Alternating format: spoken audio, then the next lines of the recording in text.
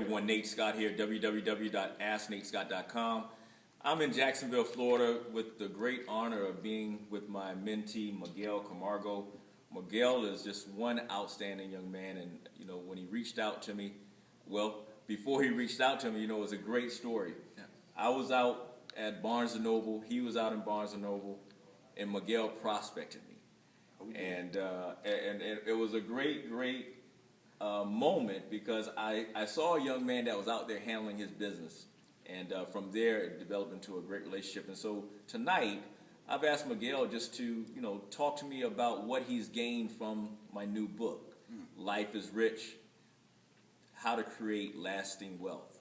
So Miguel, talk to me. Let's share a little bit about who you are and what it is that you do, and Well, guys, I'm actually one of Nate's mentees, and I'm so honored to be just getting to know him, because the more and more you get into his story and into the material he teaches you, it makes you like, I should probably change a lot of things, because if I keep going the route I'm going to go, I'm going to keep getting the results that I got.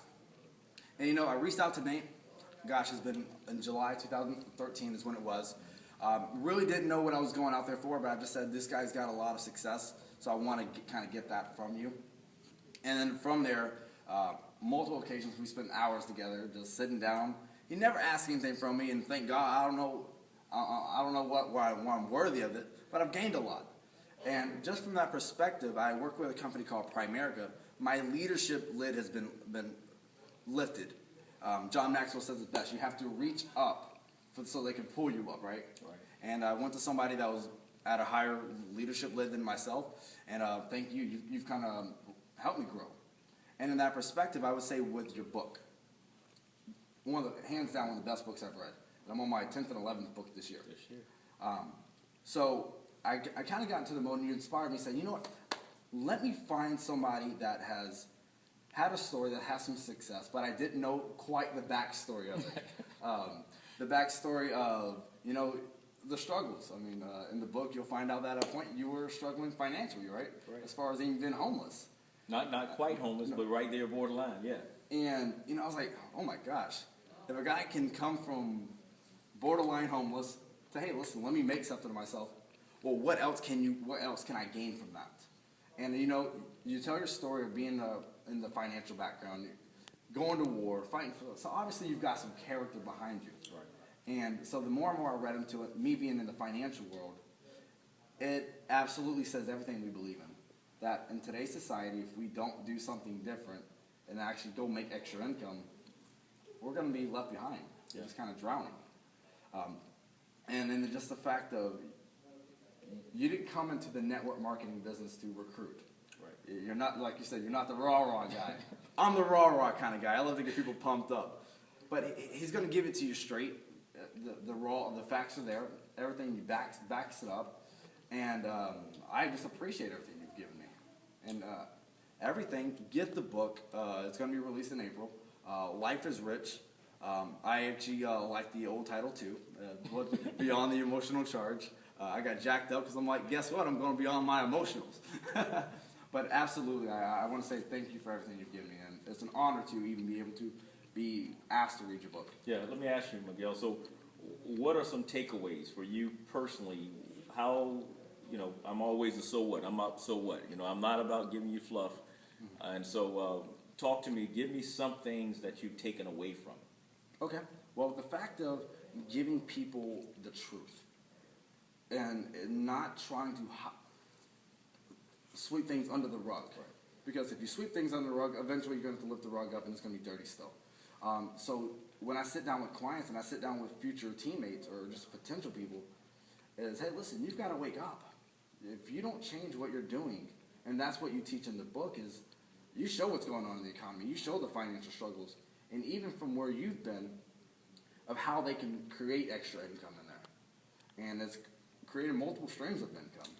Right. And the fact that you are a true entrepreneur, coming from having the certifications, whether it be the highest standpoint of a degree, that you say a person even without a degree can still be successful in this economy. Yeah. And the biggest thing is simply, West Point and having an MBA in financial planning from Georgetown, what I tell people is that in 1996, the week I graduated from West Point, I was introduced to the world of personal growth and development and entrepreneurship.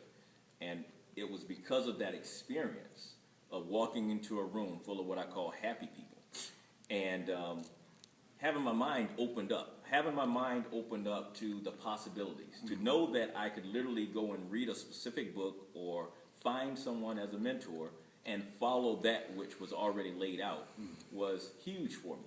And what it translated into was simply, as I speak around the world, I tell people, take away my West Point degree, which is in engineering and sociology, take away my MBA from George Washington University, take away my financial planning from Georgetown University, all things that people are always pursuing and parents will always tell you to go do, take away those things, give me personal growth and development. And I will tell you, that was what laid the foundation for me to make my first million by 32. And it's because of my mindset.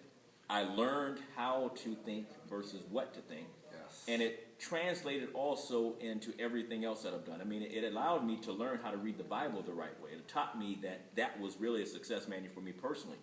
And so, when asked about, why did I write the book? I wrote the book simply because I was speaking to someone, and I said to him, you do a great job of creating culture and excitement, but what are you doing beyond the emotional charge? And that title just kind of flowed right out because I see so many people that get involved in things, and in turn they get involved without having a foundational, and what the word I coined now is an anchored belief.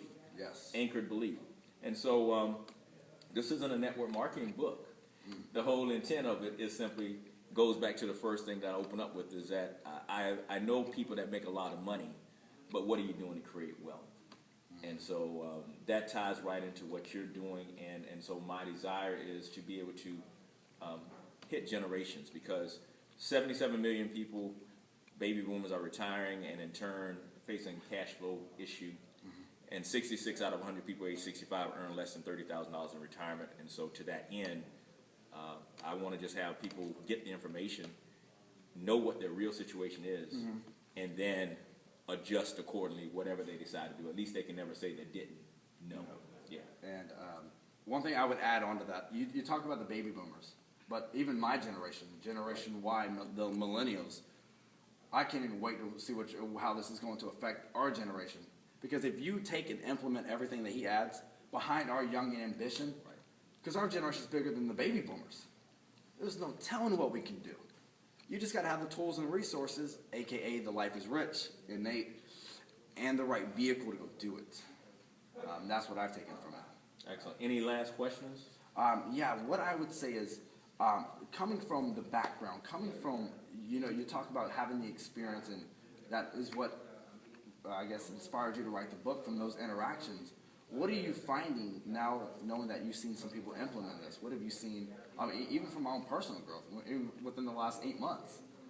What do you think from your perspective? What have you seen in just growth-wise? Biggest thing I've seen in the people that have actually corresponded with me or that I've watched directly like Miguel is I see people having the confidence and the demeanor and the professionalism to mind their business on a daily basis. The biggest thing that you can always take away is simply this. I want to teach you how to think versus what to think. There's a leadership deficit in this country, period.